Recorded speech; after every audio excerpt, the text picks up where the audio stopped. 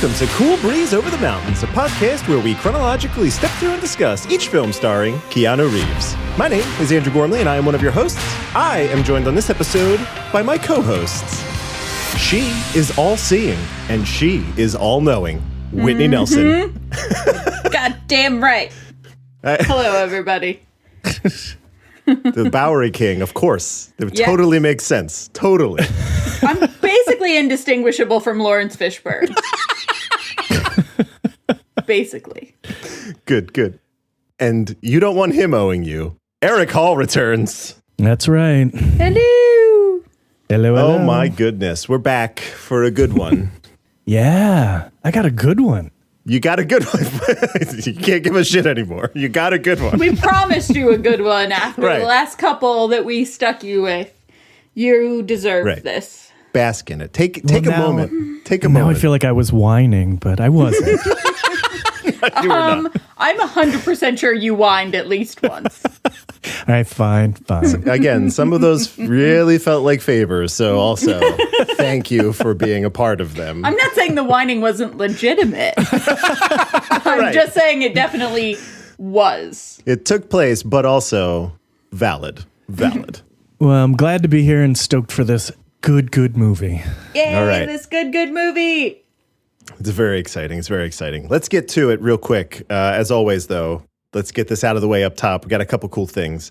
You can always find our website at coolbreezepod.com, email us coolbreezepod@gmail.com, or hit us up on Twitter at coolbreezepod. We have 2 emails that I would like to read, and then follow-ups from both of these emails later on that Whitney will take care of. So, here we go. Because it was like, we get these long emails and it's like, here are some general thoughts. And then it's like, and now the movie. And it's a completely different part of the email. And it's greatly structured. I love it. I appreciate it. So here we go. Listener Melissa Chonka wrote in with the following. Just finished listening to your To the Bone podcast last episode. Nicely done. Everything Whitney said about it was spot on. So there you go, Whitney. Applause. As per usual. Yeah, right. No argument. No lies detected. Right. Melissa goes on, I have been trying to do my own list of favorite Keanu movies, but like Zoe, this is just hilarious. I have 30 or so as my go-to, plus Swedish dicks. That's a very difficult configuration of words to put together. I do not have a critical eye when it comes to things that entertain me. I either like it or I don't. I also mostly just have things on in the background so I don't fully pay attention to anything. My absolute favorite Keanu movie is John Wick Chapter 2. That is the one thing I do know. Please do yourself a favor by watching Swedish Dicks. It's 20 episodes that clock in at 22 minutes each. Worth the time and effort. It's ridiculous and funny. Keanu is great in a comedic role. Also, you should go on to check out Freaked. Keanu plays Ortiz the dog, but he is uncredited, which is hilarious. He's played a cat and a dog, so a wide range of animals as well. I think he may actually be Ortiz the dog boy. Is that? I think he actually appears in this film as a dog boy. Oh, wow. Okay. As opposed to Keanu, where it's just kind of his voice. Yeah. Okay. Melissa finishes up by saying, I don't think Freaked is that great. It's not my type of movie, but it seems to have a fairly solid fan base. Thank you, Melissa. It's seeming more and more likely that Whitney and I, and maybe we'll bring a couple other folks along for the ride for Swedish Dicks. If it doesn't seem like too much of a huge time commitment, and if he's in it prominently and it's Peter Stormare, why not? Why the hell not? Right. Yeah, that kind of seems like a no-brainer for this podcast. Yeah. A lot of the gifs I've seen of Keanu are also from that, keep up the funk, all that good stuff. And then Zoe P follows up from last week with something short and sweet. Just want to say that my mom loved your thoughts on her thoughts about her favorite Keanu films. We celebrated with wine. So there you go. Excellent. Thanks, Zoe's mom. Thanks, well Zoe's done. Mom. If you're watching live on Periscope or Twitch, chime in with your 2 cents, have us read your comments out loud, agree, disagree, debate you, all that good stuff. And then finally, if you want to be excellent to us, please share the show with your friends, rate and review us on iTunes, bring more folks into the fray. That's all the housekeeping. That's it for now. So Eric, I'm very excited. Tell us why we're here. Today we are talking about the film John Wick Chapter 2. Yes. Yes. That's right. Yeah. All of that track so far. The plot synopsis from Rotten Tomatoes is, come on, you saw the first one. You know what's happening here. Right. Come on. Come on. Legendary hitman John Wick is forced back out of retirement by a former associate plotting to seize control of a shadowy international assassins guild. Bound by a blood oath to help him, John travels to Rome where he squares off against some of the world's deadliest killers. Okay, sure. I guess all of that does happen. That's not why you're here. It's true. Yeah. That it does all happen, but... The film was written and directed by Chad Stahelski, whose only previous directing credit was John Wick, but has been involved in films and television as a stuntman for almost 3 decades. I believe he was on, was it Deadpool? Or maybe Deadpool 2. He went from this to Deadpool 2, something like that. So yeah, like he's got the chops, and it shows in these movies. Absolutely. New stars to this franchise include Riccardo Scaramucci, Ruby Rose, Claudia Guarini, Peter Serafinowicz, and Lawrence Fishburne. I would also like to point out that there's a wonderful cameo by Franco Neri, the original Django. Returning stars include Ian McShane, Lance Reddick, and John Leguizamo. Oh, yes. All doing their goddamn best. The best work of their careers, by far. I will say that my watching this movie did inspire my boyfriend to watch at least one Django movie, if not more. Because he's a big fan of those, like, old spaghetti westerns from Italy and whatnot. And so he was like, I gotta go back and watch one of those Django movies. Nice. Nice. Whitney, what did the critics and the people have to say about this film? Well, it's 89% certified fresh by the critics. Hell yeah. And 85% audience. I find it crazy that there's any discrepancy at all, or that audience would be lower than critics. Because, like, critically, there's a lot to like about this movie, but I would not say that looking at this movie with a critical eye is what this movie is after. No. So that there would be... I would expect it to be at least as high as the critical score or higher. Not lower than the critical score for the audience. But, you know, what do I know? Yeah. On paper, this is definitely one with a much higher audience score, and it's one of those movies... It doesn't apply to this, but this could be one of those movies where people are like, oh, just turn your brain off. You're just there for the action. So the fact that there's any discrepancy, you're right, is weird. Yeah.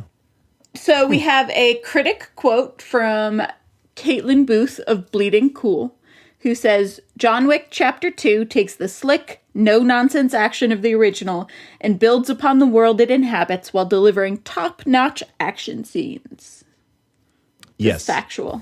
We have a user quote from Carlos M. on Rotten Tomatoes, who gave it 4 out of 5 stars, and says, an exhilarating sequel that does justice to the first movie by expanding this fascinating world of criminals and assassins to another level with its rules, scope, and reach, while at the same time offering us more amazing fight scenes, deaths, in parentheses, lots of them, and set pieces.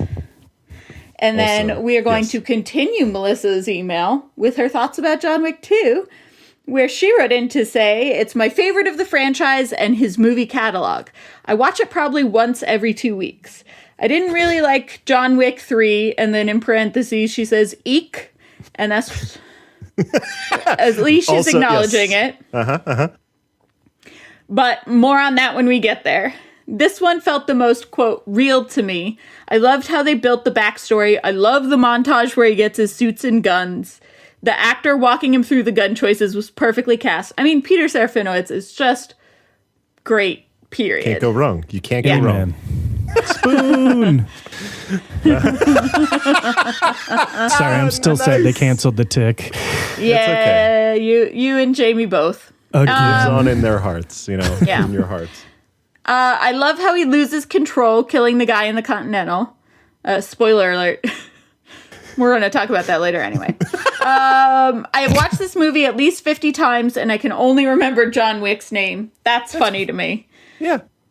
It's the only name that matters, so don't worry about it, Melissa. And then she says, my absolute favorite scene is when he's in Rome to kill the sister. I love her walk in the silver sparkly dress. I love his reveal in the mirror. I love that she says nope instead of killing herself with the blades. She had just kept up in her hair in an updo. The scene ending with her blood looking like angel wings, just spot on all around. This movie is a 100 to me, just all around fun to watch, engaging, well filmed, and cut. There it is. Yeah, that's the episode show. over. That's the show. Thanks, All right, Melissa. guys. Yeah, thanks for having me. Melissa Eric, did I all hope the you work. enjoyed this one. 19 minutes. We're doing great. Best episode ever. So this is the part where we get into, did this movie work for you? But I got to be honest, I've been waiting with bated breath to hear about how you two fancily saw this movie. So please, can y'all set the scene for me? What was this All right. like? So Eric spent probably $300 to take Amtrak up to New York and then see this movie. It was definitely not a cheap theater. It was one of those reclining seats, heated seats. We had like plush blankets and pillows. That was like, it was folded up like airplanes used to do all the time on the seat with like the blanket and the pillow. And then it was like table service for, you could get popcorn and you could get snacks, but you could also get food, or in my case, a carafe of cocktail. So that they didn't have to come back and bring me multiple cocktails. They could just give me like 3 cocktails at once for the whole movie. It's perfect. Yeah. Yeah, to our New York listeners, this was the iPic Theater in Fulton Market in Manhattan. And we had, she says I took the train just to see this movie. I also came to visit Whitney. Well, yes. Right. We like went to brunch and we hung out and yeah, it was definitely twofold. But the reason it happened when it happened was because we were going to go see John Wick. Hell yeah. Yeah. That's incredible. So it was amazing. It was amazing. This is pre Alamo Drafthouse, I think. Maybe not pre Alamo Drafthouse, but definitely the only place that had John Wick tickets available opening weekend by the time we went to go buy them. It was a crazy theater. I think it was actually post Alamo Drafthouse in New York, and we were really surprised that they did not have this movie. And I think you're right. I think we wanted to see it at the Drafthouse and they weren't showing it. And we were like, why would you not? At this point, we were just committed. We were like, damn it, we're seeing this movie. This. No, I don't care if I'm spending $35 on a movie ticket before popcorn or cocktails. If you're going to do it on any movie, though, really, I think y'all picked quite a good one. Yeah, it was super good to have like a carafe of cocktails and to be basically just laying down with a blanket in a dark theater. It was, couldn't really have asked for a better way to see it. Yeah. I did that. Well, when we get to John Wick Chapter 3, it's going to be a thing now where I just have to go to a theater that serves alcohol because it's just like the perfect experience. You get like a big beer stein or whatever your drink of choice is and just be like, I'm here. Let's do this for 90 to 90 minutes to 2 hours. It makes something that is already an event feel like more of an event when you're doing something like a cocktail or like a big beer or something. And also, these movies are so fun when you're buzzed. Oh, yeah. They're fun anyway. But they're really, really fun when you've had a couple and you're just like, your jaw just drops as you're watching it. You're like, what's even happening right now? This is the best thing I've ever seen. Which is definitely what I did after a carafe of cocktails. Sure, then they saved the best for last, so... Eric can attest to this. I literally skipped out of the theater because I had so much adrenaline after watching. I feel like it was like after a little kid saw Ninja Turtles, like she was doing like karate and stuff. Right. On like Wall Street, fairness, like I three was like, grown people. yeah, like parkouring off stoops Yeah. of fancy Wall Street marble buildings and stuff. Yeah, that all checks out. This is Ninja Turtles for adults. I It is. get it. Yeah, I for totally sure. get it. All right. Well, that lived up to expectations. That sounds like quite a theater going experience. So Yeah, I'm glad it to was a have. good time. Yeah. So I'm thinking that probably one of you should take it away about. I think we all have a lot to say about this, so we can kind of just piggyback and Yeah. add on where Yeah. necessary. Eric, take us away. All right. I mean, did this movie work for me? Yes, of course. It is amazing. And your episode for John Wick Chapter 1, I think you kind of summed up how this movie changed sort of the landscape and John Wick 1 changed the landscape and sort of stripping down everything out of an action film that was sort of extraneous and just amping what was left up to 11. Mm-hmm. And somehow they managed to keep that Kept going. it at 11, but then put everything back in. Exactly. And I will be honest with you. I agree with Melissa a little bit in that I'm not as big a fan of 3. For me, it's probably like, I don't know. It's probably 2, 1, 3 for me as far as ranking them. Interesting. And part of that is all of the stuff they put back in. I loved the world building in this one. Like, you get a little hint of it in the first one, and you don't have to know what's going on. They do a good job with like showing, not telling. So nobody has to explain all of the machinations to you. And in this one, like, learning that the Continental is international. Well, of course it is, but like, you wouldn't really just think about that. Getting a bigger insight into like what it means at the high table. Yeah. And then, of course, the addition of Lawrence Fishburne's like army of the unhomed is just amazing. Incredible. Yeah. So, in terms of sort of, what the movie does, it's funny because I feel like this movie starts in a first draft. The movie picks up, like 2 hours after the first movie ends, maybe? Yeah. He has time. He goes home, he drops off the dog, and then he goes looking for his car. And that's sort of vaguely the inciting incident, but I feel like that could have been dropped. The movie could have just started with him at home and, his marker gets called in. But other than that, and that's not a misstep. It's great to watch him go get his car back and kill a bunch of guys for his car. And then, then the car gets smashed and I start crying. But like that's the only piece of this movie that I'm like, yeah, you could cut that. But then you cut Peter Stormare, and that's not acceptable. Agreed. 100%. I wish Peter Stormare's in more of this movie. I'm Yes. with you on that. I think that the only thing that it gives to the story is the unrelentingness of John Wick. That, like, he's not done with it, even when he thinks he's gonna be done with it after the car. He's not done with it until he's fully done with it. And Peter Stormare knows that. That's where they really starting to get into the whole boogeyman, Baba Yaga stuff. Yeah. Is that, like, he got revenge for the dog, but we have his car, so he's still not done. And I don't think that it necessarily needs that, because I think we've pretty clearly already established Right, that like, in we the get first it. John Wick. You don't need to necessarily reiterate, but I do think that that's kind of why it's in there, the baseline of he doesn't give up. It felt to me a little fan servicey, like somebody had gone to them the intervening years and they're like, but what about his car? And they were like, all right, asshole, here's what happened to his car.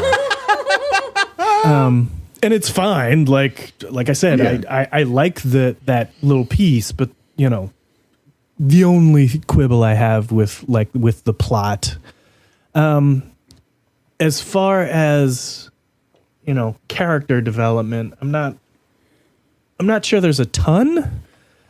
That's not really the point of these movies. No. Also, just the sheer the scope of the films based on their internal timeline doesn't give you a whole lot of time for character development. Right. We're moving. No, We're moving. They've all happened so sequentially. Exactly.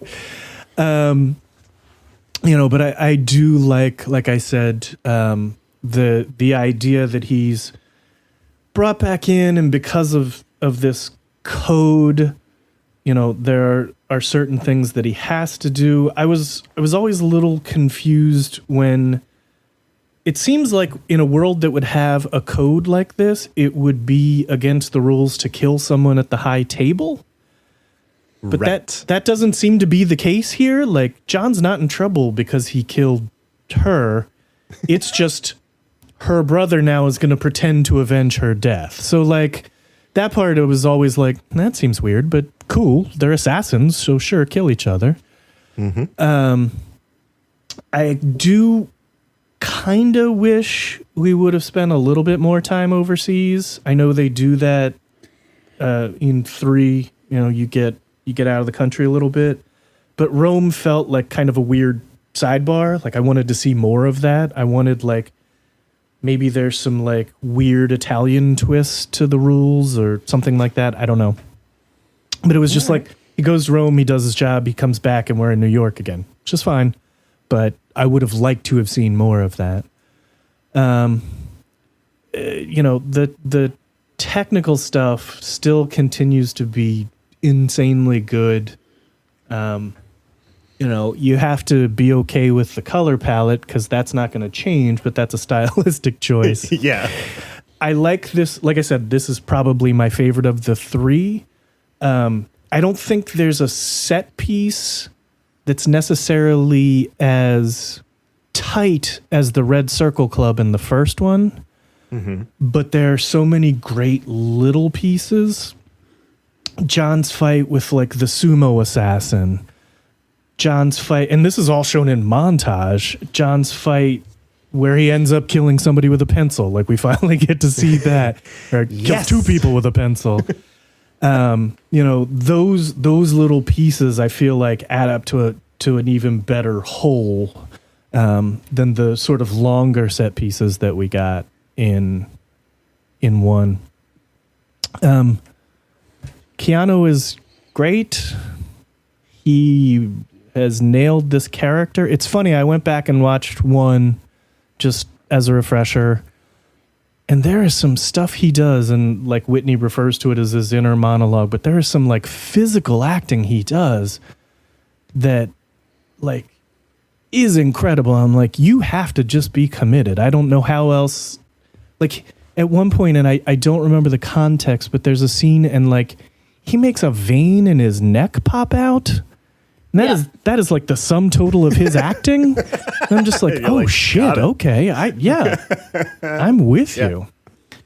This movie's fantastic, and I hope it goes on the AFI list. Yes, prayer hands emoji. Absolutely. Do that. Whitney, do you wanna pick it up? Well, I agree with everything that Eric just said. With the exception of not liking 3 as much, because I thought 3 was incredible. I think that I like the way that the movies have cranked up the extraordinary. Like, 1 was extraordinary just because of the action scenes, but it was a pretty pared down movie. I feel like the richness of scenes looking like paintings, and the way that they're lit and the way that they're filmed looking like some sort of operatic Baroque scene. It's even more so in 3 than it is in 2, but it definitely, I mean, it starts in 1 with the Red Circle Club, but I think that 2 really amps it up. Everything looks like this beautiful painting. It looks operatic. It's one of my favorite parts about this movie. I think that this is, and this might potentially be controversial, I don't know. This is the best acting that Common has ever done. Is that I don't think that's controversial. I mean, I don't know. People like Common, and Common is beautiful to look at. Sure. And I like his music, but he doesn't need to be in any movie that Common is ever in. He could be replaced by a better actor. He doesn't need to be in any of the movies that he's in. But I feel like the simmering rage that's under the surface at all times, like you were just talking about with the vein in Keanu's neck, there's like an eye twitch that Common does multiple times throughout this when he's like face to face with John. And it is incredible acting. And it is the most physical, and it is also the most realistic his acting has ever been. I think he's such a good counter to Keanu that it's kind of sad that it doesn't keep going throughout the movies. Yeah. But I like the sort of James Bond. There's like some characters you see every time, but it's different villains, different people trying to kill him. There's a huge network of assassins and all of them know one another, but you don't necessarily see them repeat. I like that. But I just think that their chemistry together was so good, and Common did such a good job of this sort of constantly mentally trying to one-up Keanu, but never really being able to, and that filling him with so full of rage that he's twitching all the time. Yeah. It's amazing. And obviously the whole fight with him and Keanu throughout the like World Trade Plaza or whatever it's called, the underground, where they're just like walking and casually shooting. That's the best thing I've ever seen committed to film, I think. But also in the subway car and in the subway stations and all of that. Just incredible. And he's one of my favorite parts of the movie is because I was so taken aback by how much I liked his performance. I was not expecting anything bad, but I also wasn't expecting anything extraordinary. And I think he did an extraordinary job in this. I love they definitely, because they amped up the absurdity of what they were doing, in addition to also amping up the brutality. Like, there's not necessarily more fighting. There's a lot of fighting, but there's a lot of fighting in the first one. But I do think there's a lot more blood in this one. And I think that they are like, we're going to take everything up another notch. We know that it's just this side of funny. And we would rather have you find this funny than find this too serious or too grotesque or too whatever. So they purposefully added humor that isn't necessarily, like, the humor in the first one is very wry and not even really humor, but it does make you kind of chuckle. In this one, they were like, we know that we are a little bit more absurd, and we want you to know that we know that. Right. And I think that the dialogue, the like dog reaction shots, anytime the dog is around, where they like pan to the dog watching John Wick walk away out of the Continental or whatever. The whole Peter Serafinowicz gun sommelier thing, incredible and definitely written for comedic timing. I like that because I like those breaks. I love a movie that goes balls to the wall, which this one does, even more so than one. But I like when there's breaks in balls to the wall movies of humor. And this one, I think, hits that tightrope perfectly for me. It is like, go, go, go, go, go, and then something very funny, and then right back into go, go, go. I love Ruby Rose. So much. She's so beautiful. She's so beautiful. She can wear a suit. She can wear a suit.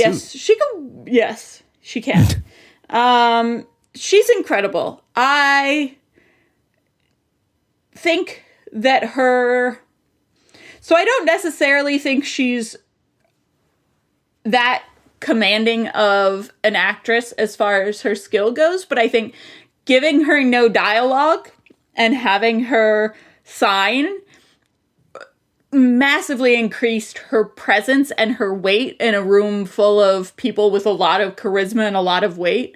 Like, just based off of when I knew she was going to be in this one, just based off of Orange is the New Black, I didn't think she was going to be able to like stand up against all of these other people who are emoting so dramatically and so charismatic and so much just like weight in a room. I didn't think she was going to show up, but not only did she show up, she held her own. And I think that was really great too. I do think you're right that the choice, the direction to go with non-speaking signing forces you to look at that character a little differently. And I haven't seen her in anything that I thought she was a particularly good actress, but she pulled this off, I think, for that reason. Mm-hmm. Yeah, absolutely. I also like none of the inclusivity in any of these movies feels forced. None of the like badass cocky women feels forced. They all feel genuinely like badass cocky women. I think that the diversity of ethnicity in the cast and everything, making this global conspiracy just underneath the surface of day-to-day life thing that they're doing, it flows so well. And I've never once with anything felt like this was shoehorned in, even with Ruby Rose signing throughout the movie. It fit. It did not feel to me like it was forced in for some sort of reason other than, I think, making her character stronger than it would have been if it was a speaking role. Yeah, I can get behind that. I think that's everything that I had to say, Andrew. Check your notes. Check it, double check, make sure you get it out. You got to get it all out. I'm going to go a little bit out of order here, but I'm only going to. So I know that I haven't watched this as many times as Melissa Chonka has. I'm not quite there yet. No, not even close. So I pace myself a little bit I can more. count the number of times I've seen this on one hand. Sure, right. I'm thinking I might have just hit 2 hands, right? So that's about where I am. But it is a movie where if it is on, I'm watching it. But it's 100%. It's not on cable or anything. You got to catch it on HBO if, whatever. But my thing watching it this time was really focused on the visuals for whatever reason. And I looked it up. I have to give a shout out to the director of photography, Dan Laustsen, right? He did not shoot the first movie. This guy came in because the original cinematographer, Jonathan Sella, was busy shooting Atomic Blonde, which obviously has the same... Also great. Right. Yep. Also a masterwork. But Not as good of a story, but just as great of a movie. And we could talk about it offline. I don't want to spoil how that movie ends, but no, I won't do it. If you haven't seen Atomic Blonde and you like the John Wick movies, see Atomic Blonde. It's very different, but it's also very alike. It's pretty scary. And if the whole Cold War era, I dig it. I dig it so much. It's fine. I mean, we could set up a whole another podcast stream of just movies inspired by John Wick, and that is definitely on the list. So, believe me, I thought about it. So we'll you just follow Chad Stahelski around for a couple of years, and that's all you need, really. Yeah. Exactly.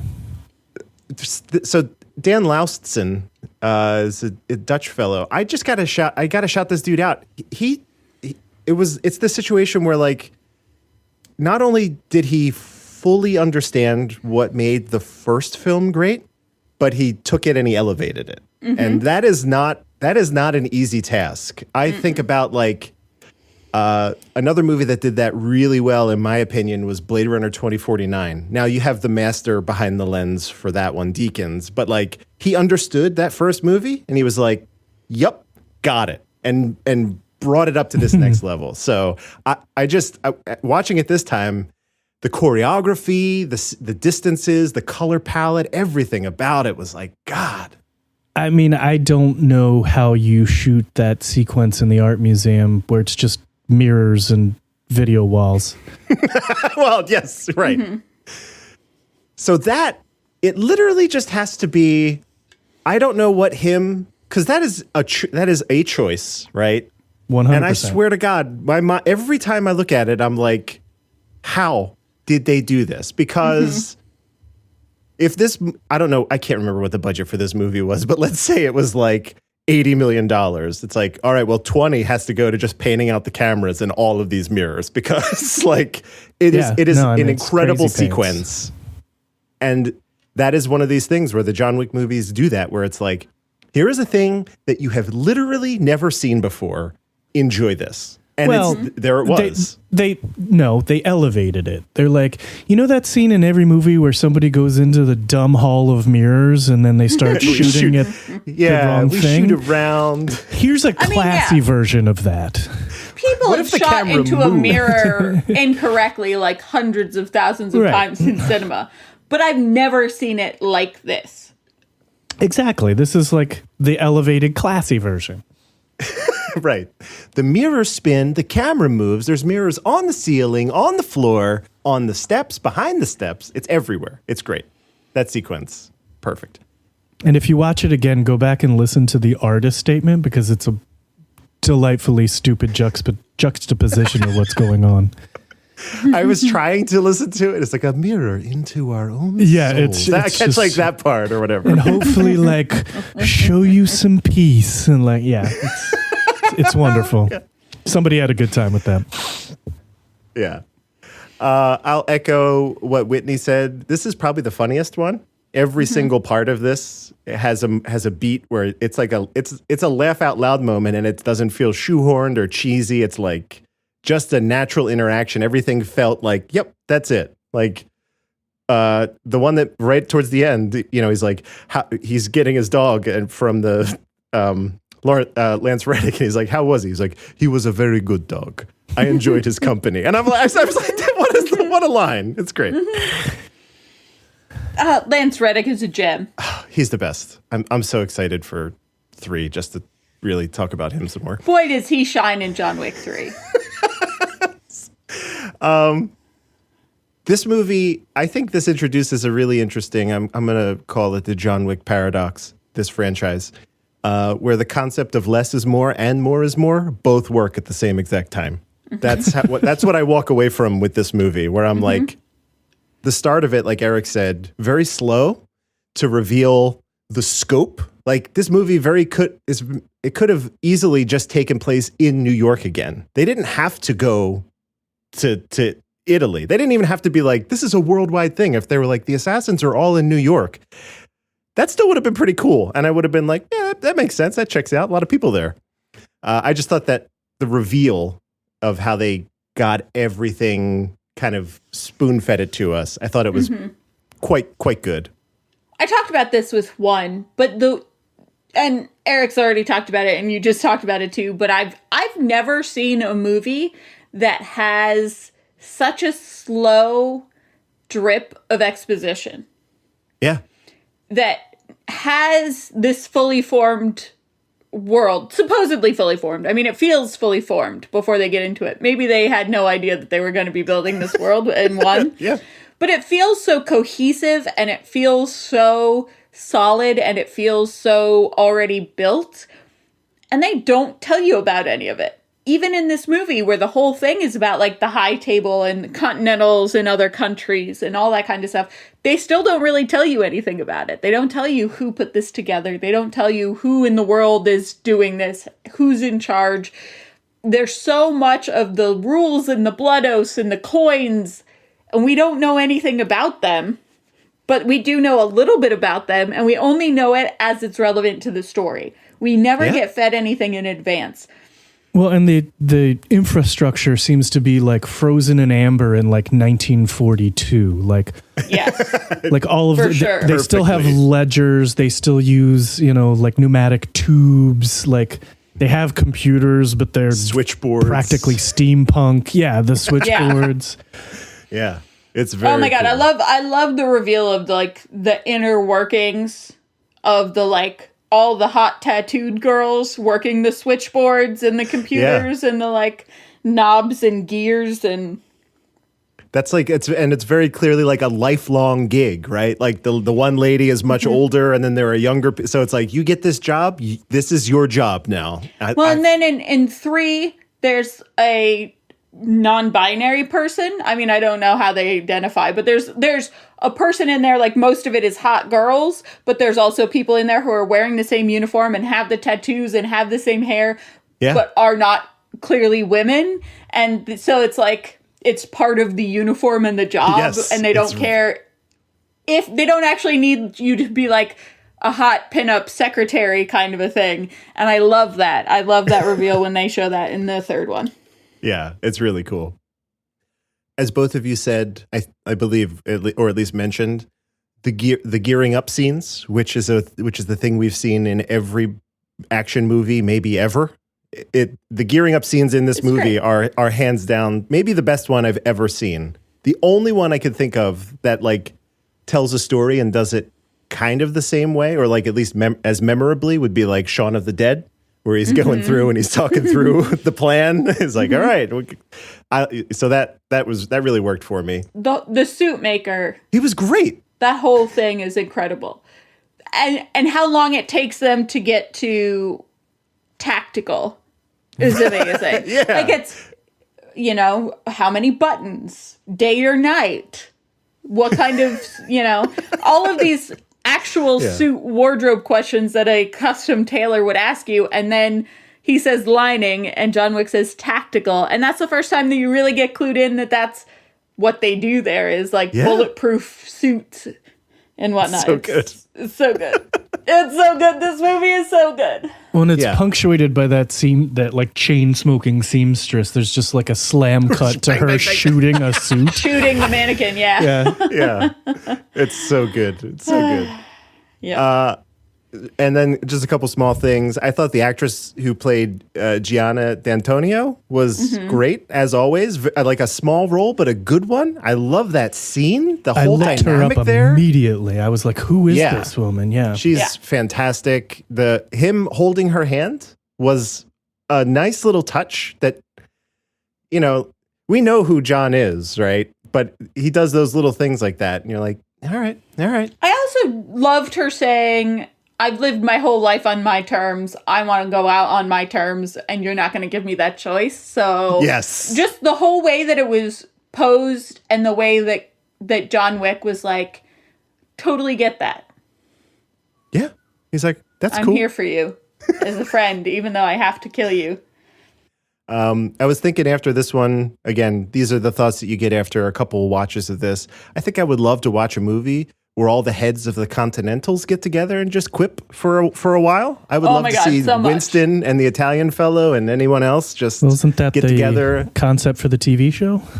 I don't know if that's the case. If it is, I mean, I'm already sold on the TV show. Well, it probably not exactly what you said, but the TV show is supposed to be based around the Continental, so perhaps it's like a Assassin of the Week kind of thing. I don't know, but I'm into it. Yeah, that was my guess when I heard that it was based around the Continental. Was not so much that it's like all the owners of the Continentals, but that it was like the assassins who check in and check out and what they're doing each week, why they're there. That's fair. Yeah.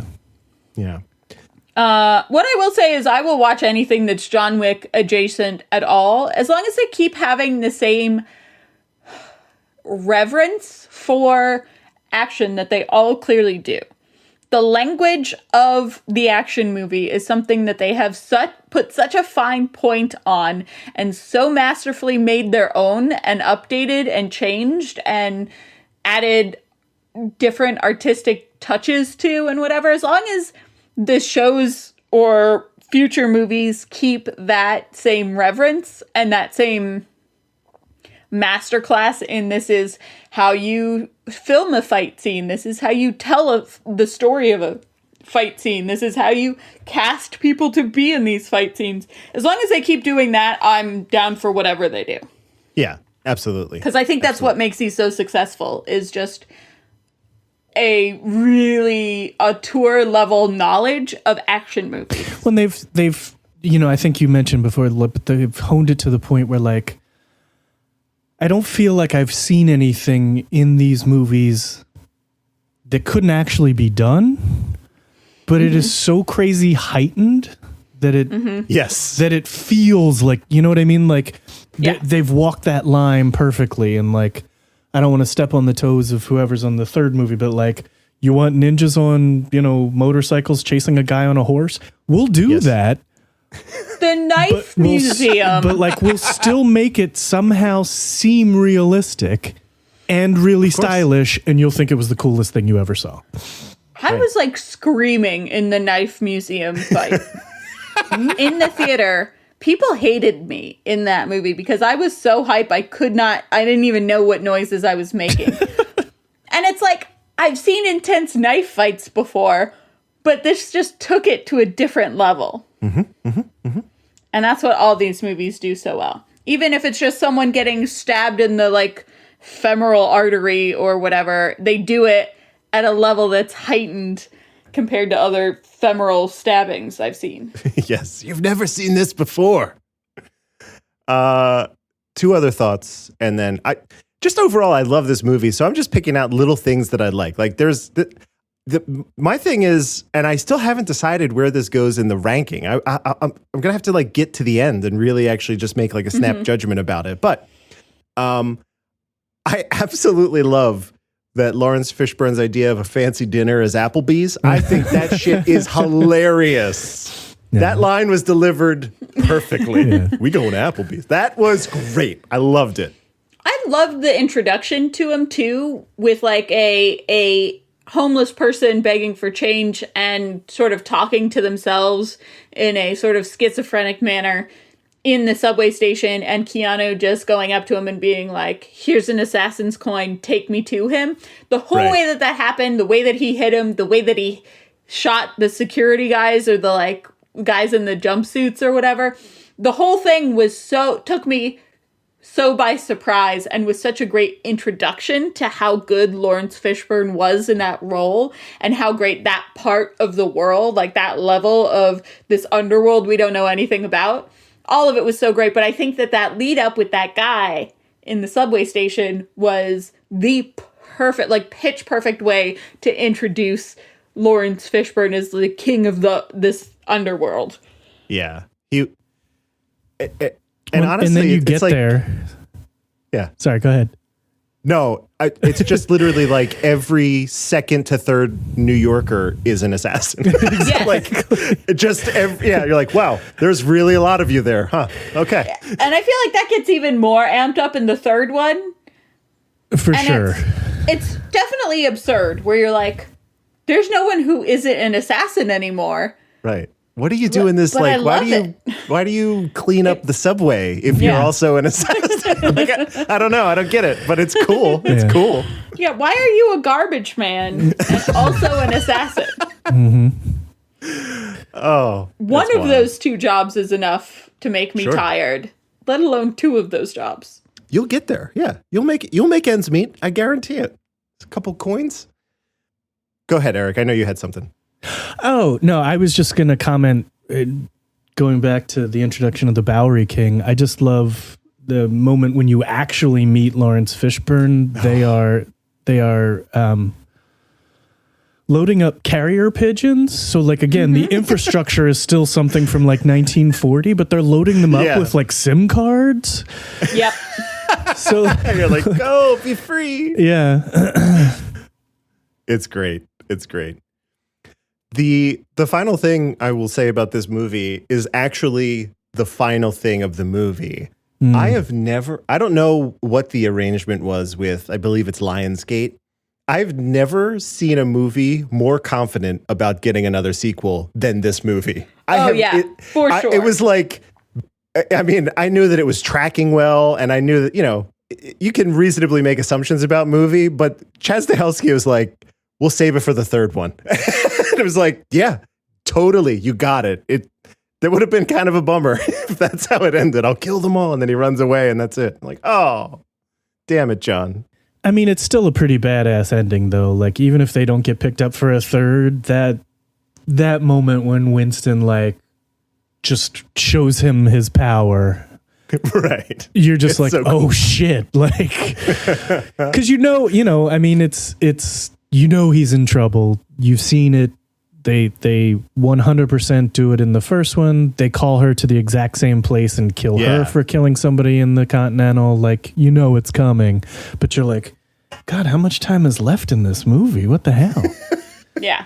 Yeah. And that's, like I said, that's part of what makes me so excited about these movies is that they did not feel any need to explain any more than they already had.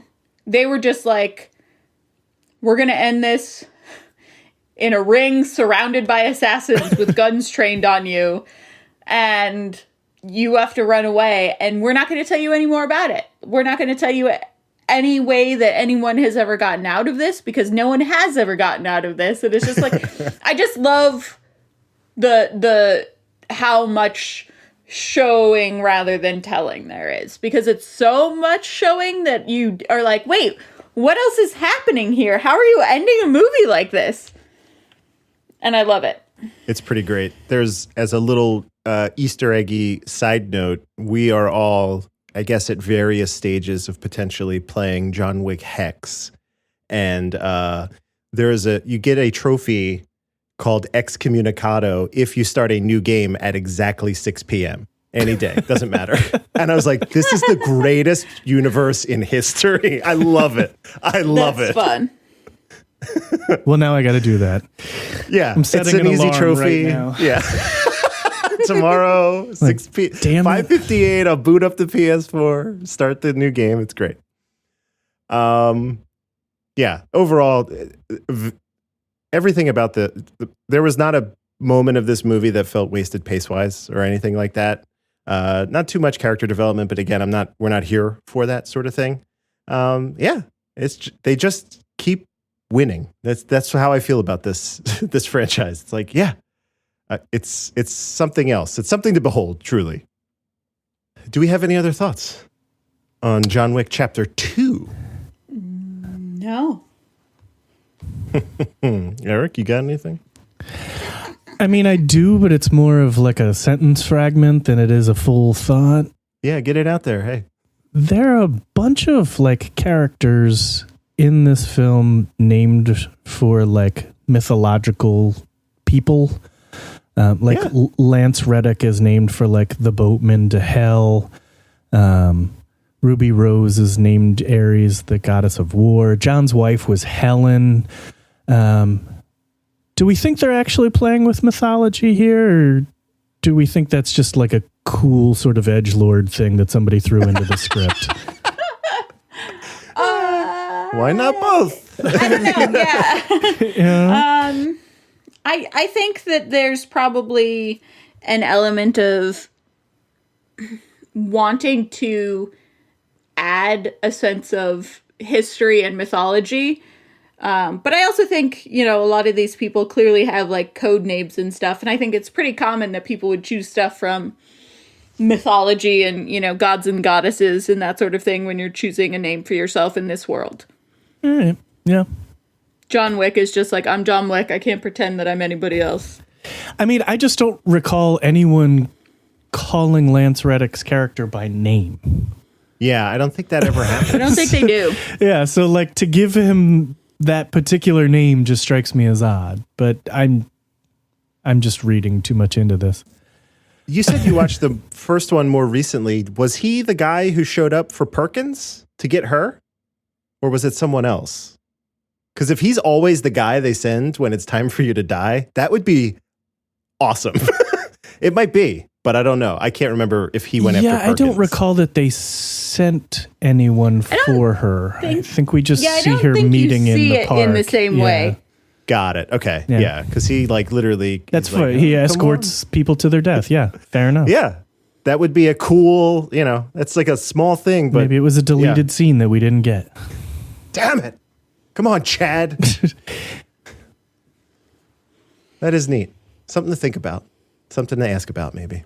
So, all right. Is it time? Is it time? It's time. All right. Very excited. The last time I actually physically knocked, so after the song, I'll do that again, and maybe Charles will answer. Pop quiz, asshole. There was a time when I had the need to learn from you. Oh, what the hell do you know? Lose! I don't lose! I win! You got a lot to learn about sportsmanship. Oh my, Pop Quiz Asshole is our very own little quiz show where our host asks each of us 3 questions. If one of us gets it wrong, the other has a chance to steal. And if they get it wrong, the other person has a chance to steal, assuming they remember the remaining answer. Points are not cumulative and only determine who wins the episode. Let's not mince any words. Let's be like John Wick and bring out our master of ceremonies, Charles Nolan. I think you have to knock. Hello. Hello, Charles. How is everybody doing? Great. Doing well. Doing great. Doing well. Yeah. So glad to hear it. What do you have for us, Charles? I have trivia. Oh, okay. Excellent. Well, that That's works what we're out. here for. I think last time you may have rolled a die to determine who went first. Yes, but that was because there were only 2 of you. Oh, dang. This time, we will start with Eric. Perfect. All right. Eric, Yes, sir. what is the date on John's car's registration sticker, which is a reference to the day the original movie was released? Whoa. Is it 9/10/14, 10/10/14, or 11/10/14? 9, 10, 14. That is incorrect. Steal. Whitney. 10, 10, 14. That is correct. Nice. It's Nicely right done. before my birthday. That's why I remember it. Nice. All right, well, moving on to Whitney. Charles, just want to make a quick note here. Jody in the chat says hello. Hello, Jody. All right, now we can continue. What year does Aurelio jokingly estimate John's car repairs will be complete? Was it 2020, 2030, or 2040? Christmas of 2030. That is correct. Nicely done. That joke made me laugh out loud in the rewatch because I don't remember seeing it in the other times, hearing it in the other times. 2030 made me laugh.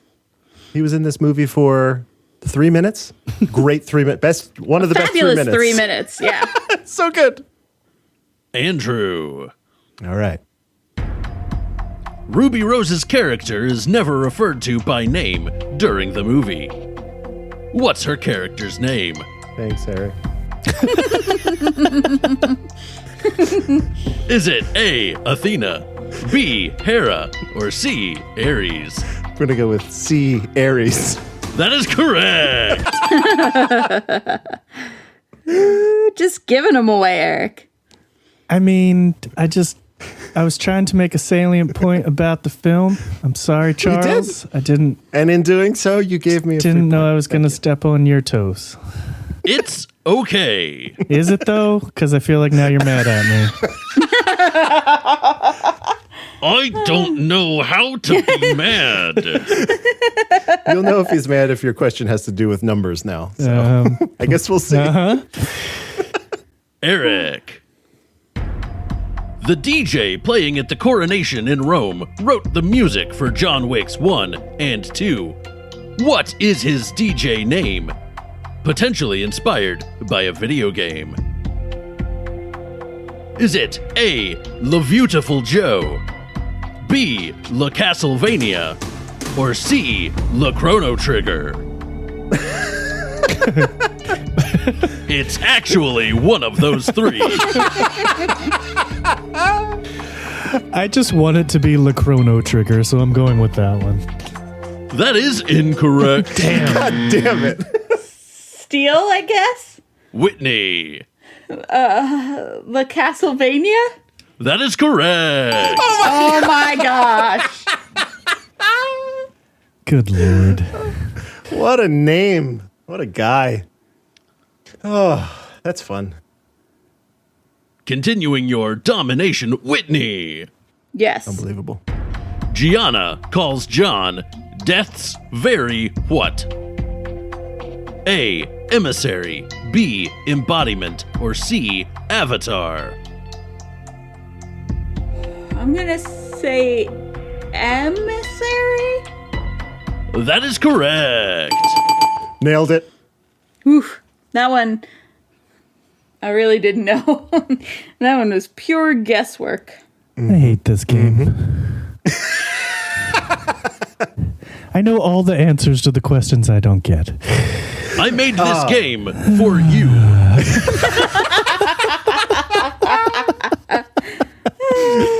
If I had a you, bad Charles. side, you'd be on it.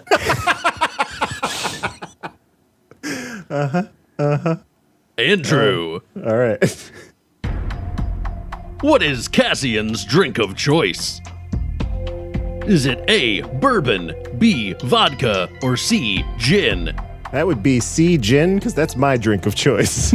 That is correct. Yes. Eric. The Broad Street bound train that Cassian and John fight each other on is what letter train? B, C, or D? That's the D train. That is incorrect. Steal. Whitney. This one's not fair because I lived in New York. That's the B train. That is incorrect. No! Is it really? The B train, I was so sure. Is it the... I'm going to go with C train. That is correct.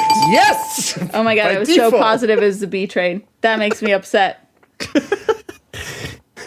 John Wick is inaccurate. It I don't like is. it anymore. No, I'm sure I'm inaccurate. I never went to the Trade Center. All right. Whitney. Yes. Two men dress as subway workers and try to kill John. What is the word on the back of their jumpsuits? Sanitation, maintenance, or janitor? I think it's janitor. That is incorrect. Steal. Eric. Sanitation. That is correct. Nailed it. Coming back. And I'm not a big goose egg. All right. For the final question of regulation, Okay. Andrew, Winston's order of John being excommunicado is confirmed on which classic computer screen?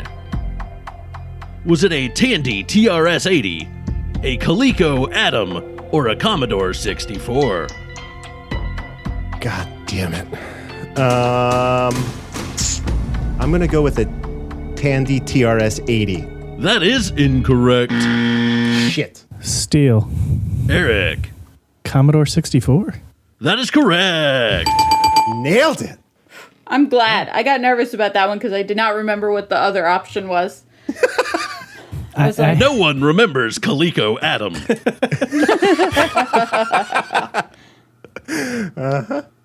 That checks All right. We have 3 bonus round questions. As a reminder, you get to buzz in for the bonus round. Whitney and Andrew, we heard your buzzes last week. Eric, will you remind us of your buzzer sound? Bzzz. That's really why we have Eric on. Just that's for the buzzer. Just for my Ruby Rod impression? Yes. Yes. Absolutely. All right. Bonus round question number 1. Michael Nyqvist and Peter Stormare play Russian mobster brothers. They're both from the same country, though it isn't Russia. What country are they from? Bzzz. me. I heard Eric first. Sweden. That is correct. What Well is done. up? I mean, I think Quick on that buzzer. think I'm Quick on still that buzzer. losing, but you know. The score is currently Eric with 3, Whitney with 4, Andrew with 3. Anyone's game. Anyone's game. Bonus round question number 2. How many minutes does it take for the audience to see the third billed actor in this movie, Lawrence Fishburne? Oh my God. Is it 75, 80, or 85? Bzzz. Eric. 80. That is incorrect. Me, Whitney. 85. That is correct. There you go. There you go. It's a long ass time. I It loosened is the a lid for very you. long ass time. Loosen the lid. I love it. For the final question of Pop Quiz Asshole. All right. According to the Void's calculations, how many deaths do we see in this movie? Damn it. Oh my gosh. 103, 116, or 129? Andrew. Just going to go with the biggest one, 129. That is incorrect. Damn it. Me, Whitney. 116. That is correct. Well done. Woo.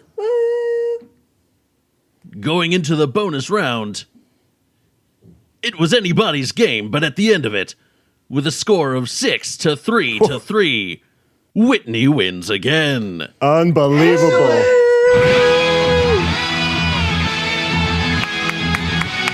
Well done, though. Well played.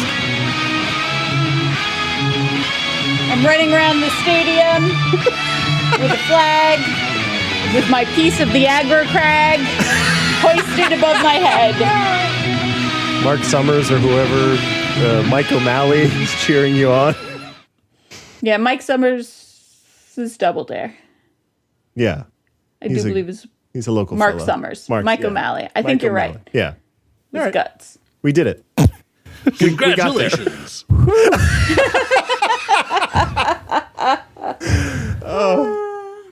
And now it is time for Pop Quiz Audience. Oh, there it is. Nice. We had 2 questions from last episode. Question number 1 was, what does the poster say that Ellen has made at the beginning of the movie? Zoe P got this one right, apologizing for the wording, which was, and I did just realize I'm now going to have to say this out loud. Suck my skinny balls. I also apologize. Well, yep. There you go. Question number 2 was, what does Dr. Beckham's coffee mug say? And this one was correctly guessed by Jody. It's world's okayest doctor. Okay. You said that gave you a world's okayest doctor. Dig it. Well done, Jody. Thank you, Zoe, and thank you, Jody. We now have 3 questions for Pop Quiz Audience for John Wick 2. Question number 1. What is John Wick's license plate?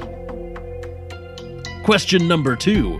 The rooftop garden where John confronts Winston about the marker situation was used in a famous scene from what 2002 superhero movie? And question number 3, what's the name of the cheesy museum exhibit through which John chases Santino? As always, you can tweet to me at the Nolan, TheNowlin, or hashtag PopQuizAudience. And if you get your answer in correctly before anyone else, you'll get shouted out in the next episode. Perfect. It's a great game. As always, Charles. It really is. Thank a great you. game. Whitney, Thank you Andrew, for the effort. I'm glad that you both enjoy it. Eric, I'm sorry you hated it so much. No, I enjoy it. I just hate how bad I am at it. I'm sorry. You work very hard on that. Have you tried watching the movies? Whoa! Wow. I gotta go get some salve for that burn. Whoa! Wow. I gotta go, guys. I gotta go to Penn's burn unit.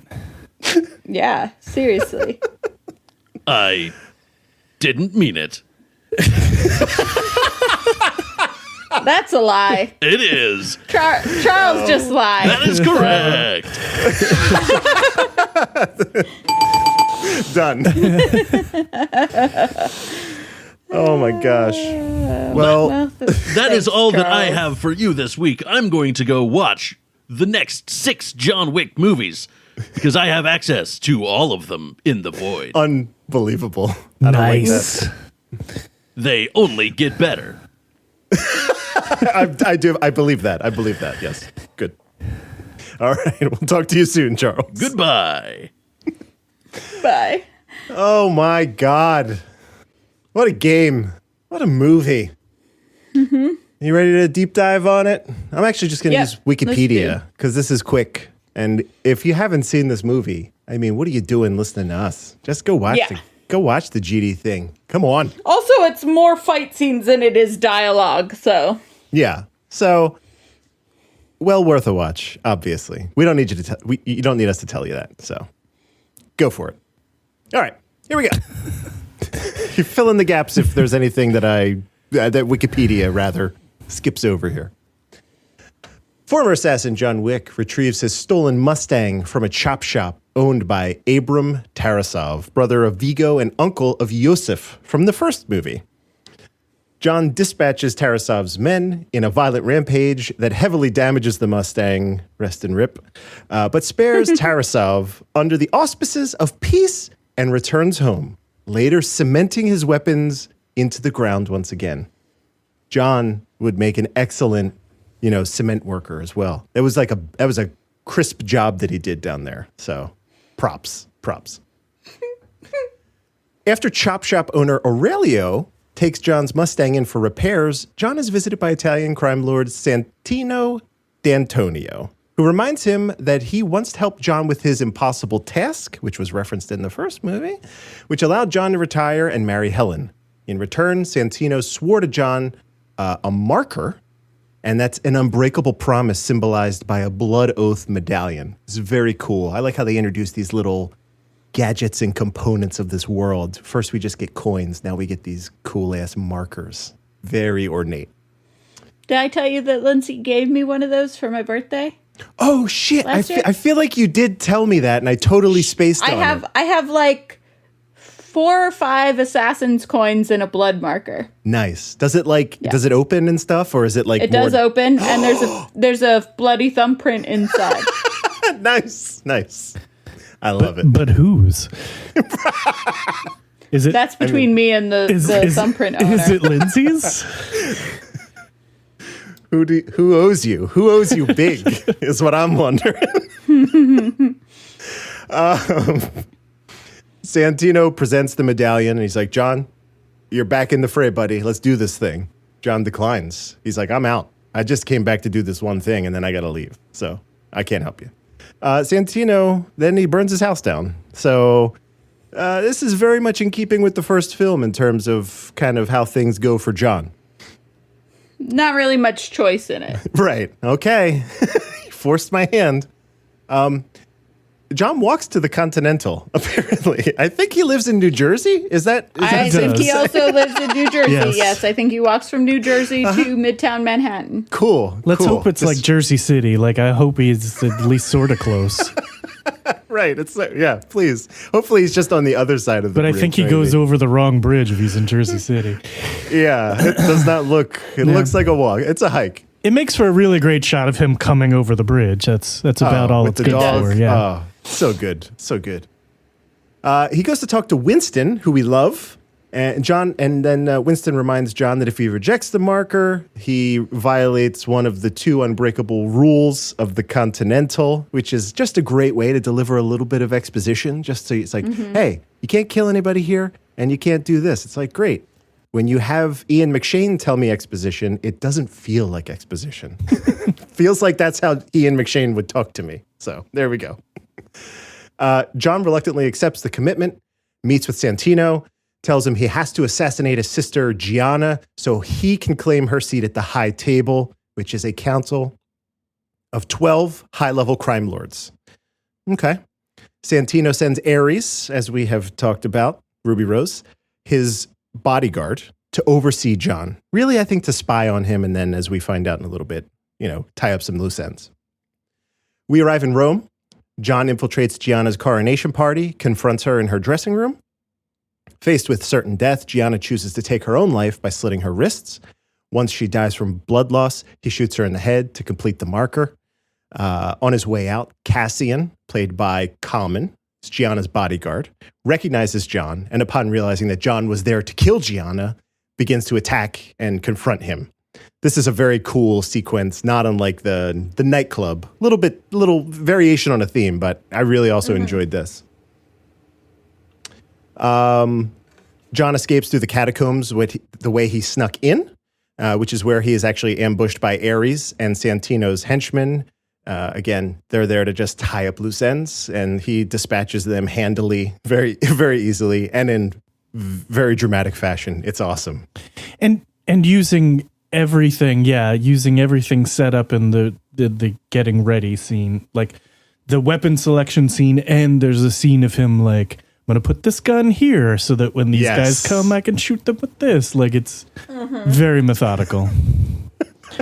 It's, yeah. Oh, my God. I keep going back to that scene and the words they used. Something robust. Great.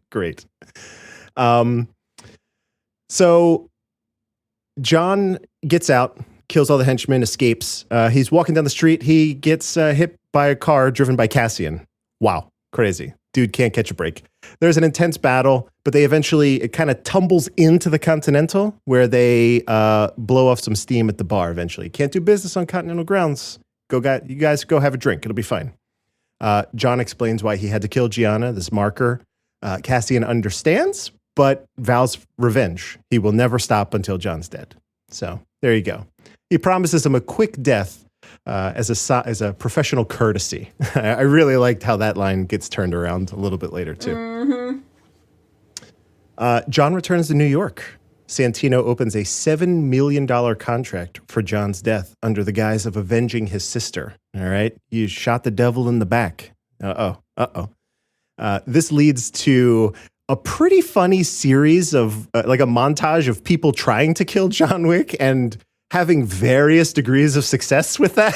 I was like, this is great. Yeah, that this montage, dude. like you see him do the order, and that's when we get all of that like infrastructure stuff. And then they have like a phone caller, like an automatic caller.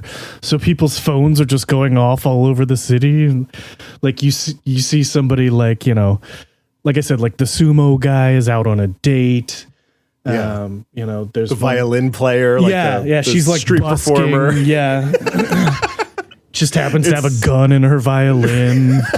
Yeah. Right, like in the body of the violin. It's like, that has to have an effect on the acoustics. Uh-huh. You just have to, I don't know. It's cool. Cool stuff. Yeah, it's fun. So they all fail. Suffice to say, John he gets a little beat up, but he wins. Eventually, Cassian catches up with John in the subway. Now, this is after a little bit of a chase, and one of the coolest scenes that Whitney brought up where they're shooting each other kind of through their jackets with silencers. It was actually very funny how they pulled that off. I really enjoyed it. Oh, I even like the bit leading up to that. I think it's before they get in the subway where did they see each other like across the fountain at Lincoln Center? Yes. Like that was so good. I was like, oh shit, that was cool. And then the fountain goes up. Yeah. They start shooting. Yeah, it was really well done. It should also be noted that, and I didn't think this was necessary, but it was still really cool. During that sequence where he's killing all of the assassins that are coming at him, we do see how John manages to kill people with a pencil. And it's as disturbing as you would believe it to be. Not great. Not great for the people involved. There's a very tense fight on the subway between John and Cassian. I love this. I love the tension. I love that John was trying, just from a couple looks, like what Whitney has always said, it seems like he's genuinely concerned about the people that are on the train just by like looking over his shoulder and stuff like that. Very cool.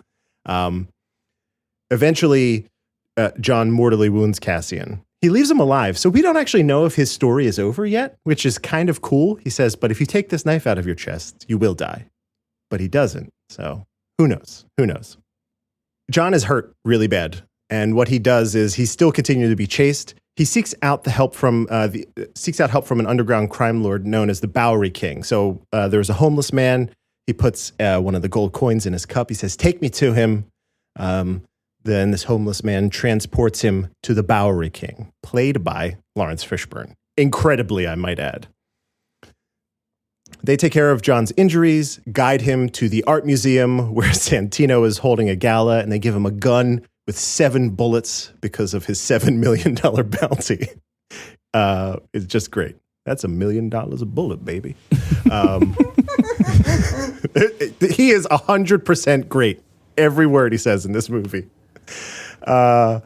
John dispatches again Santino's henchman. This sequence of the chase through the museum is incredible. They start at this outer gala area, and it's just basically a hallway of death and destruction in John's wake. Very, very cool.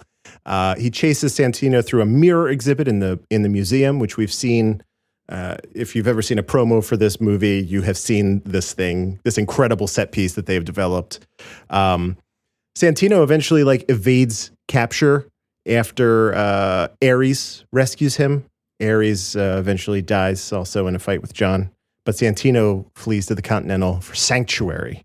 And once John arrives, he makes it clear that he intends to stay there for forever, probably. Despite Winston telling him otherwise, John shoots Santino in the head right on Continental grounds. And he says, "I finished it." The next day, Winston sends for John, who had gone home to look for Helen's bracelet with his dog. He's just hanging out in this kind of half burnt down house. And he explains that per the high table, the contract on John has been doubled and then offered globally.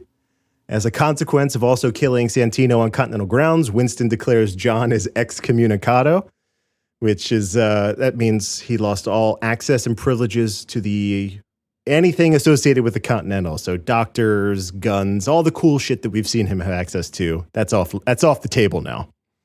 And that the bounty will go live in 1 hour. So he gives him a little bit of a head start, and he hands him a marker.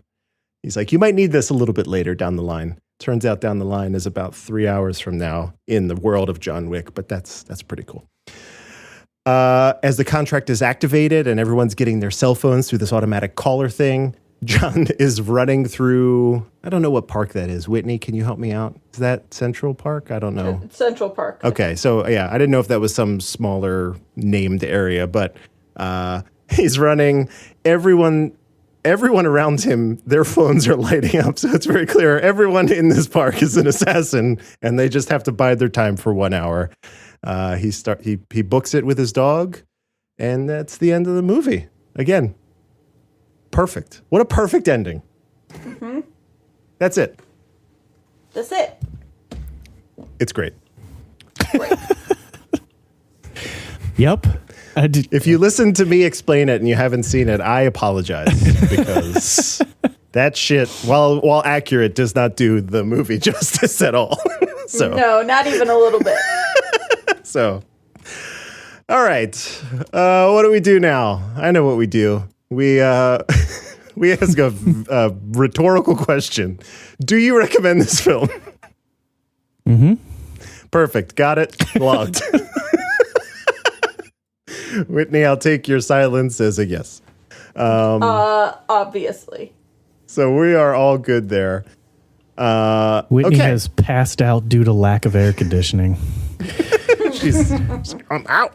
I'm done. I'm close to shorting out my microphone right now. So it's so hot in Philadelphia today. You've painted with so few words, you've painted an exact picture of what is actually happening to you right now. And I got to give it up. It's really quite incredible. It's been a weird day. It's crazy hot. There was hail. There was the size of quarters earlier today. I thought I was going to die in the hail. Downpour. I got 3 different flood notifications on my phone being don't go in your basement. You might die. Don't try to leave where you are. It was wild. And also it's very hot. All right. So this is the most interesting part for me. Where is this going in your rankings? Whitney? Number 1. Number 1? Really? Yes. Why is that? Because I like it more than the first John Wick, which was in my number 1 spot. Okay, fair enough. Hey, fair enough. I'm in a real pickle here. But, I don't know. Eric, where are you putting this? I'm curious. Because your number 1 movie is not John Wick. You're The Matrix, Point Break, and then John Wick. Yeah. So where are you going to go with this one? I mean, ultimately, my criteria is what I want to rewatch. So I think this goes in number 1. Holy shit! Whoops, I didn't mean to insert a whole column on our fancy dancy Look at this guy. It's all thrown off. Control Z. No, I fixed it. Yeah, I love that people listening to the podcast are like, what the hell are they talking about? Everybody, we're working in a spreadsheet.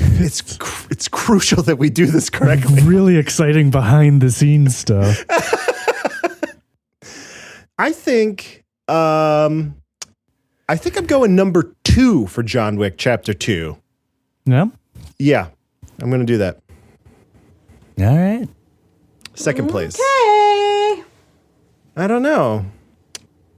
I like how economical the first one was. You know what I'm saying? And I'm a sucker for an origin story. Even though John Wick 1 was not an origin story at all. It was kind of just like we're plopped in. But I don't know, there's something about that world that just, and it's very special, the first of the thing. I love it. Mm-hmm. So I'll be very curious where we are in about 3 more movies, though. So, I mean, we don't have that many movies left to do we? I know, it's really, I think it's 8 now.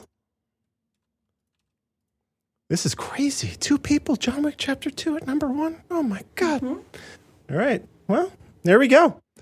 Everyone recommends. Very highly rated. It's safe to assume that it's probably Evan's number 1. Probably. And it's probably pretty high for Lindsay also. I mean, if it's not, then probably we'll stab him. Right. Yeah.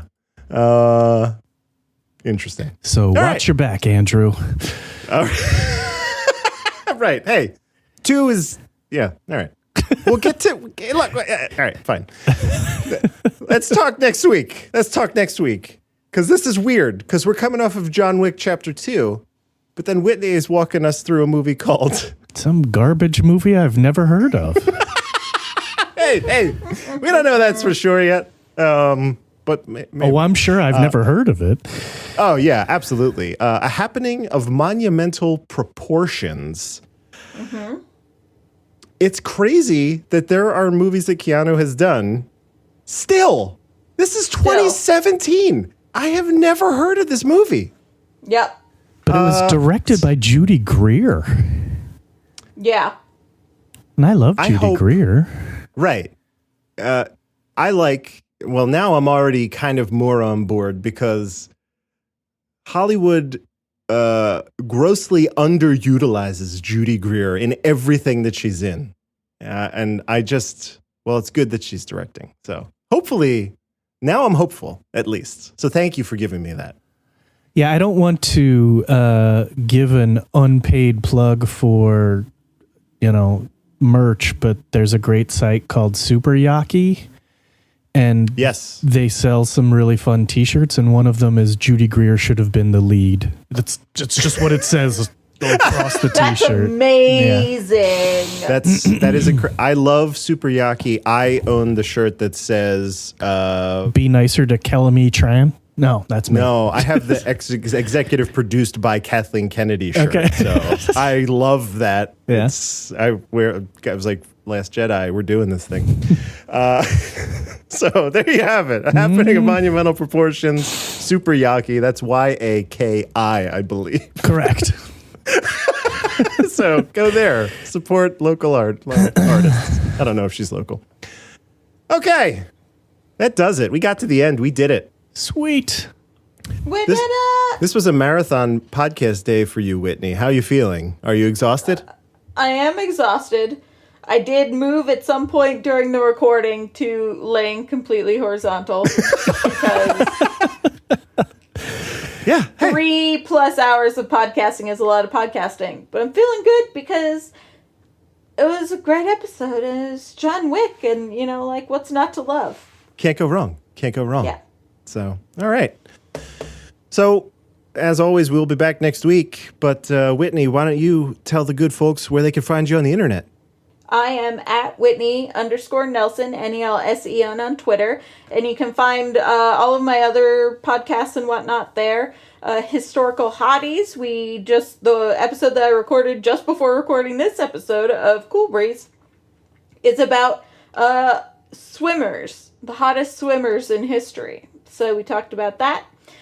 And that will be out very soon. And then also follow me on Instagram at Whitney Nelson, Nelsen with no underscore.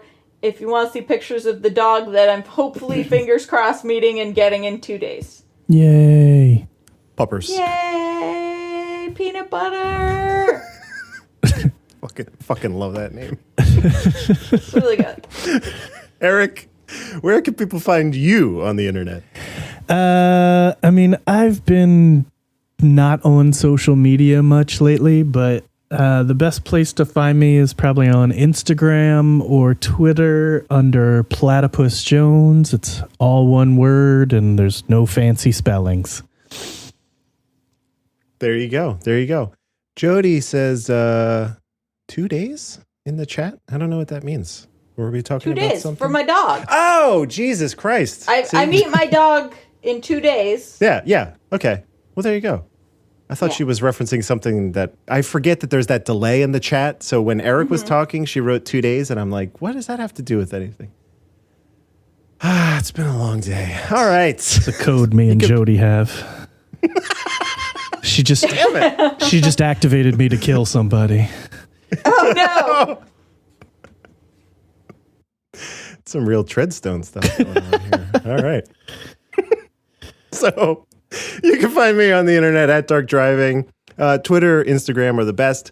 I stealth launched my new website today, and I have all sorts of new fun stuff up there. If you're into like video stuff, I even decided to add a little podcasting and voiceover section, since that is a thing that I find myself doing now, weirdly.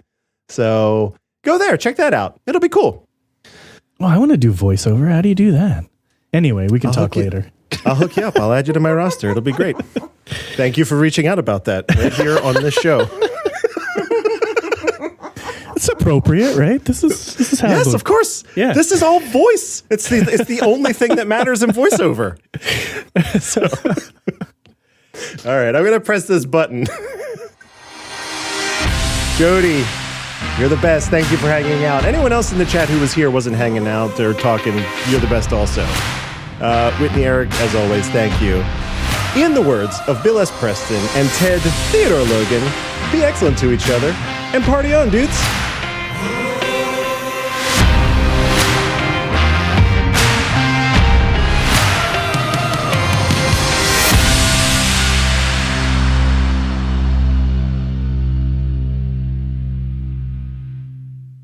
Oh, that's how you do it. That's a show. You know how I know Whitney's tired? What? She didn't sing along to the theme song. Right. He's like, I ain't got the. I'm done with this shit.